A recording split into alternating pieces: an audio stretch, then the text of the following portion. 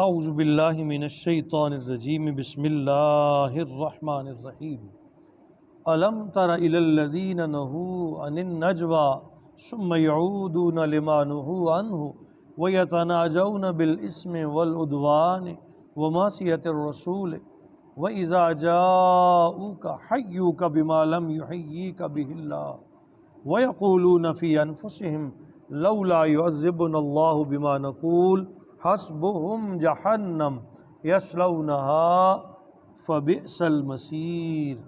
صدقت یا رب العالمین وصلوا علی الحبیب اللہم صل علی سیدنا و مولانا محمد وعلی آلہ وصحبہ وعترتہ اجمعین۔ نبی رحمت صلی اللہ تعالی علیہ وسلم جب مدینہ طیبہ تشریف لائے اور اسلام تیزی سے پھیلنے لگا تو یہاں مدینہ طیبہ میں ایک طاقت تھی جسے ایک آنکھ بھی یہ عمل نہیں بہا رہا تھا، اور وہ تھے مدینہ کے یہودی۔ ایک گروہ منافقین کا تھا، وہ بھی مسلمانوں کی صفوں میں تھے، اور یہ شہر مدینہ میں تھے، مختلف قبائل یہودیوں کے موجود تھے، بازار میں کاروبار پر ان کی دسترس تھی۔ مسلمان وہاں نووارد بھی تھے، مہاجرین بھی تھے، اور جو انصار تھے وہ نئے نئے مسلمان تھے۔ تو یہودیوں نے مسلمانوں کو تنگ کرنے اور پریشان کرنے کے لیے ایک طریقہ یہ اختیار کیا کہ وہ 3-3 4-4 5-5 کر کے بیٹھ جاتے، اور جب کہیں مسلمانوں کا وہاں گزر ہوتا یا کوئی مومن گزرتا یا ان کے قریب آتا تو وہ آپس میں سرگوشیاں کرنے لگتے اور اشارے کرتے، یہ بتانے کے لیے کہ ہم تمہارے مخالف کوئی چال چل رہے ہیں، جس سے مسلمانوں کا دل دکھتا۔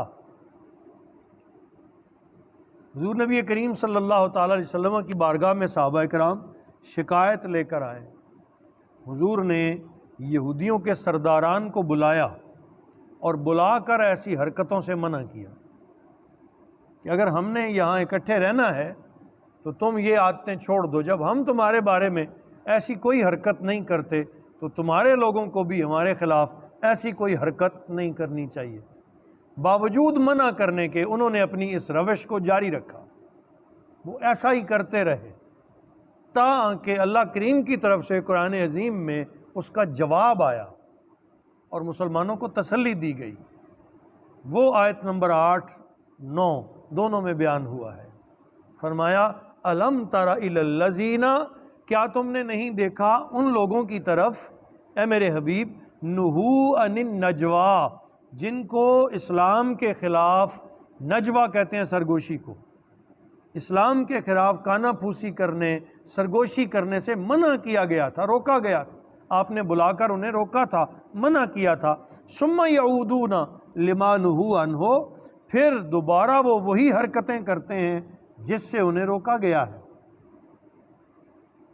وَيَتَنَاجَوْنَ بِالْإِسْمِ، اور وہ سرگوشیاں کرتے ہیں واقعی گناہ کے لیے، وَالْعُدْوَانِ، اور ظلم کے لیے، وَمَعْصِيَةِ الرَّسُولِ، اور رسول اللہ کی نافرمانی کے لیے، لوگوں کو نبی پاک کی نافرمانی پر اکسانے کے لیے۔ ان 3 چیزوں میں وہ آپس میں سرگوشیاں کرتے ہیں، حقیقتاً ظلم پر، گناہ پر، اور معصیت رسول پر۔ وَإِذَا جَاءُوكَ، اور ایک عادت اے میرے حبیب وہ اور بھی کرتے ہیں، جب وہ آپ کے پاس آتے ہیں، اِذَا جَاءُوكَ، جب کبھی یہ یہودی آپ پر گزرتے ہیں، آپ کے پاس آتے ہیں، یا ان کا آپ سے آمنا سامنا ہوتا ہے، حَيُّوكَ، تو سلام کرتے ہیں، بِمَا لَمْ يُحَيِّيكَ بِهِ اللَّهُ، ان الفاظ کے ساتھ جن الفاظ کے ساتھ اللہ نے آپ پر سلام نہیں بھیجا۔ لفظ بدل کر سلام کرتے ہیں ایسے لفظوں کے ساتھ جن لفظوں کے ساتھ سلام کرنے کی اللہ نے کوئی اجازت نہیں دی۔ کیا کہتے تھے؟ یہ آج بہت بڑا پیغام ہے ہم سب کے لیے بھی۔ وہ کہتے جب حضور کے سامنے آتے تو معاذ اللہ کہتے سلام علیکم، سلام علیکہ۔ سام کا لفظی معنی ہے موت۔ سام کا معنی کیا ہے؟ بولیں، موت۔ یہ آج رواج میں آج بھی ہے، اور یہ بڑا ظلم ہے۔ تو جب حضور سے ملتے تو وہ عربی جانتے تھے ظالم، قریب آتے تو السلام علیکم کے بجائے کہتے سام علیک، تم پر موت ہو، تو رحمت عالم صلی اللہ تعالی علیہ وسلم بانپ جاتے، حضور بھی جواب میں کہہ دیتے وعلیک، کیا کہہ دیتے؟ وعلیک، جو تم نے مجھ پہ کہا وہی تم پر ہو، جو تم نے میرے بارے میں کہا وہی تم پر ہو۔ تو یہ جواب حضور دے دیتے، کہا اے میرے حبیب وہ یہ ظلم بھی کرتے ہیں، وَإِذَا جَاءُوكَ، جب آپ کی خدمت میں آتے ہیں، حَيُّوكَ بِمَا لَمْ يُحَيِّيكَ بِهِ اللَّهُ، ایسے لفظوں سے سلام دیتے ہیں جیسے اللہ تعالیٰ نے آپ پر سلام نہیں بھیجا۔ وَيَقُولُونَ فِي أَنفُسِهِمْ، اور اپنے دلوں میں یہ بات کہتے ہیں، ہنستے ہیں کہ ہم تو کہتے ہیں اس کو تجھ پر موت ہو اور اس کو سمجھ ہی نہیں آتی، یہ نبی کہاں سے آ گئے، معاذ اللہ۔ اس طرح کی باتیں دل میں سوچتے، تو اللہ سے بہتر دل کی باتیں کون جانتا ہے؟ میرے حبیب یہ اپنے دل میں یہ کہتے ہیں لولا یعذبنا اللہ بما نقول، کہ جو کچھ ہم نے کہا ہے پھر ہم پر موت کیوں نہیں آتی؟ اگر یہ بھی کہہ دیتا ہے کہ تم پر موت ہو تو پھر ہم پر موت آتی کیوں نہیں؟ اگر یہ نبی ہوتے تو ان کے کہنے پر ہم پہ موت آ جاتی۔ اس طرح کی باتیں یہودی مسلمانوں اور پیغمبر اسلام صلی اللہ تعالی علیہ وسلم کے بارے میں کرتے ہیں۔ اللہ کریم نے پوری بات کو پہلے تو بیان فرمایا کہ میرے حبیب وہ یہ بکتے ہیں، بکواس کرتے ہیں، کہتے ہیں کہ پھر ہم پہ موت کیوں نہیں آتی جب یہ نبی ہماری طرف موت ٹرانسفر کرتا ہے، وعلیک کہتا ہے، اس کا مطلب ہے یہ نبی نہیں ہے۔ اب جواب سنیے، اللہ پاک نے فرمایا حسبہم جہنم، اے میرے حبیب ان کا ٹھکانہ جہنم ہے، میں وعدہ کرتا ہوں ان کا ٹھکانہ جہنم ہے، یصلونہا، وہ اسے تاپیں گے، وہ ضرور اسے تاپیں گے، فبئس المصیر، اور وہ بہت برا ٹھکانہ ہے۔ ان دو لفظوں میں جواب دیں، کہا میرے حبیب جو چاہے کہتے پھریں، میں تو جانتا ہوں نا، یہ عنقریب جہنم دیکھیں گے، جہنم تاپیں گے، اور وہ کتنا برا ٹھکانہ ہے۔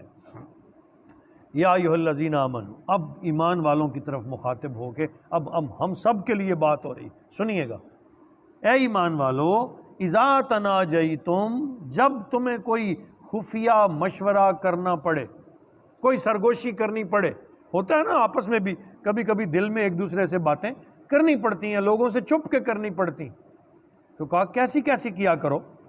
پہلے تو سرگوشی کی ممانعت بھی فرمائی، پھر فرمایا اذا تناجیتم، اگر تمہیں کوئی خفیہ مشورہ کرنا پڑے، فلا تتناجوا بالاسم، کبھی گناہ پہ ایسا مشورہ نہ کرنا، کبھی گناہ پر سرگوشی نہ کرنا، والعدوان، اور زیادتی پر، ومعصیت الرسول، اور کسی ایسے کام میں جس میں اللہ کے رسول کی نافرمانی ہو، ایسے کسی عمل میں شریک نہ ہونا، کسی مشورے میں شریک نہ ہونا جو چھپ کر کیا جا رہا ہو، وہ زیادتی پر ہو، وہ گناہ پر ہو، اور وہ معصیت رسول پر ہو، جہاں نبی پاک کی نافرمانی کی بات ہو رہی ہو، اس مجلس میں کبھی شریک نہ ہونا، کبھی مشورے میں نہ جانا۔ کرنا کیا؟ وَتَنَاجَوْا بِالْبِرِّ وَالتَّقْوَىٰ، ہمیشہ بھلائی اور تقوی میں مشورہ کرنا، ہمیشہ خیر اور تقوی میں مشورہ کرنا۔ جب کبھی تمہیں اکیلے بیٹھ کر بھی بات کرنی پڑے تو امت کی بھلائی کا سوچنا، امت کے تقوی کا، خیر کا، صلاح کا، خیر کا مشورہ کرنا۔ واتقوا اللہ الذی الیہ تحشرون، اور ڈرتے رہو اللہ سے جس کی بارگاہ میں تمہیں جمع ہونا ہے۔ وقت آنے والا ہے، اگر تم نے بھی ایسی غلطی کر لی تو پکڑے جاؤ گے، اس وقت سے پہلے کہ جب تمہیں اللہ کے پاس جمع ہونا ہے اچھائی اور بھلائی اور خیر کی بات کرنا۔ اب نبی کریم صلی اللہ علیہ وسلم کا ارشاد گرامی سنیے، حضور نے ارشاد فرمایا اذا کنتم ثلاثۃ فلا یتناجا اثنان دون الآخر حتی تختلطوا بالناس من اجل ذلک۔ اے میرے صحابہ سنو، سرکار نے فرمایا جب تم 3 آدمی بیٹھے ہو تو تیسرے کو چھوڑ کر مشورہ کرنے کے لیے الگ جانا غلط ہے، اس طرح کہ وہ آدمی دوسرے آدمی سے علیحدہ ہو جاؤ۔ یعنی جب تم 3 بیٹھے ہو، ایک تو ہیں ہی 2، تو وہ آپس میں بات کر سکتے ہیں سرگوشی سے۔ جب تم 3 بیٹھے ہو، یہ مجلس میں ہم بیٹھے ہیں، یہاں سے 2 اٹھ کے وہاں چلے جائیں تو ساری مجلس کو برا لگے گا کہ نہیں؟ بولیے، ہم سوچ میں پڑ جائیں گے پتہ نہیں یہ دونوں ہم سب سے الگ کیا کر رہے ہیں. ایسا ہوتا ہے کہ نہیں ہوتا؟ 3 میں سے 4 میں سے 2 الگ ہو جائیں، 4 میں سے 3 الگ ہو جائیں، ایک کو چھوڑ دیں، وہ ایک برا سمجھے گا کہ نہیں؟ کہ کون سی ایسی بات تھی جو یہ مجھ سے علیحدہ ہو کے کرنا چاہتے ہیں؟ کون سی ایسی بات تھی جو مجھ سے؟ تو سرکار نے منع کیا، کہا کبھی ایسا نہ کرنا کہ وہ خیال کرے گا کہ مجھے بیگانہ سمجھا جا رہا ہے. وہ کیا خیال کرے گا جس کو چھوڑ دیا؟ کہ مجھے بیگانہ سمجھا جا رہا ہے یا ان کی نظروں میں میری کوئی عزت نہیں ہے. اور اگر اس آدمی کے پاس اور آدمی آ کر بیٹھ جائیں تو پھر ان 2 کی سرگوشی منع. اور اگر یعنی وہ 3 بیٹھے تھے، 4-5 اس کے پاس اور آ گئے، اب اگر 2 اٹھ کے ایک طرف چلے گئے اور دور جا کے انہوں نے کوئی بات کر لی تو منع نہیں ہے، جبکہ وہ مجلس میں ہو. اکیلا کبھی کسی کو نہ چھوڑنا، وہ برا محسوس کرے گا. یہ ہے عزت نفس، اور اسلام اس کی بہت زیادہ حفاظت کی دعوت دیتا ہے. توقیر کسی کی خراب نہ کرنا، کسی کی عزت نفس خراب نہ کرنا، کسی کے اعتماد کو مجروح نہ کرنا، کسی کے اعتماد کو مجروح نہ کرنا. ایسا کرنے سے اعتماد مجروح ہو جائے گا. تو کہا ایمان والو پہلے تو چھپ کے مشورے کرو ہی نہیں، اگر کرنے بھی پڑیں تو بھلائی اور تقوی کے کرو، اور اللہ پاک سے اس بارے میں ڈرو. انما النجوى من الشیطان، کفار کی سرگوشیاں شیطان کی طرف سے ہیں. کفار کی سرگوشیاں وہ شیطان انہیں جمع کرتا ہے تاکہ مسلمانوں کے بارے میں برا سوچیں. لِيَحْزُنَ الَّذِينَ آمَنُوا، تاکہ وہ مومنوں کو غمزدہ کر دیں. وَلَيْسَ بِضَارِهِمْ شَيْئًا، حالانکہ ان کی سرگوشیوں سے کوئی نقصان ہونے والا نہیں. اللہ جو تمہارے ساتھ ہے، وہ کرتے بھی رہیں تو لیکن منع کر دیا کہ نہ کریں. الا باذن اللہ، مگر اللہ کی اجازت سے جو ہوگا. وعلی اللہ فلیتوکل المؤمنون، اور مومنوں کو اللہ ہی پر توکل کرنا چاہیے. اللہ پہ بھروسہ رکھو، لیکن جن چیزوں سے منع کیا ان سے رک جاؤ. تو آج یہ بڑا عام چیپٹر تھا جس کو ہم نے پڑھا. بالخصوص کبھی سرگوشیاں نہ کریں، جاسوسی نہ کریں، ایسی باتیں نہ کریں جن سے مسلمانوں کو، امت کے اجتماعیت کو نقصان ہو. ایسی باتیں کریں جس سے امت مجتمع ہو جائے، لوگ اکٹھے ہوں، انہیں جوڑنے کی صحیح کرو. یہ جو جوڑ ہے نا، یہ بڑی چیز ہے. اللہ ہم سب کو توفیق عطا کرے. وما علینا الا البلاغ المبین.